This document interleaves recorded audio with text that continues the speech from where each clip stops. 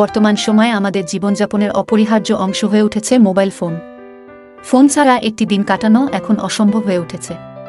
বেশিরভাগ মানুষেরই কিছুক্ষণ পরপর ফোনের স্ক্রিন স্ক্রোল করা অভ্যাস হয়ে গেছে। ফোন ছাড়া কিছু সময় থাকলেই কি যেন নেই মনে হতে থাকে।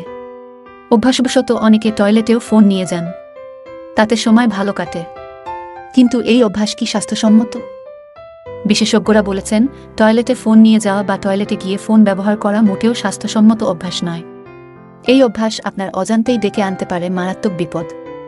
বিশেষ করে টয়লেটের কমোডে বসে মোবাইল ব্যবহার করা একদমই ঠিক নয়। চিকিৎসকের মতে ফোনের কভার সাধারণত রাবার দিয়ে তৈরি হয়, আর এটিই ভাইরাস ব্যাকটেরিয়ার বংশবিস্তারের জন্য সাহায্য করে। রাবারে বাসা বাঁধে সব ক্ষতিকর ভাইরাস ও ব্যাকটেরিয়া।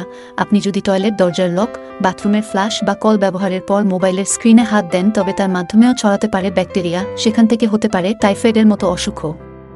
টয়লেট যেহেতু বেশিরভাগ সময় ভেজা এবং স্যাঁতস্যাঁতে থাকে, তাই সেখানে ব্যাকটেরিয়ার বংশবিস্তার খুব দ্রুত হয়। অনেকেই টয়লেট থেকে বের হয়ে ঠিকভাবে হাত পরিষ্কার করেন না। এটি খুবই অস্বাস্থ্যকর অভ্যাস। টয়লেট থেকে বের হয়ে ভালো করে হাত না ধুয়ে যদি ফোন ব্যবহার করেন, তবে সেখান থেকেও ছড়াতে পারে কোলাই, সিগেল্লা এবং ক্যাম্পাইলোব্যাক্টরের মতো ব্যাকটেরিয়া। অপরিষ্কার হাতে ফোনের স্ক্রিনে স্পর্শের কারণে ছড়াতে পারে গ্যাস্ট্রো এবং স্ট্যাপের মতো ক্ষতিকর ভাইরাস।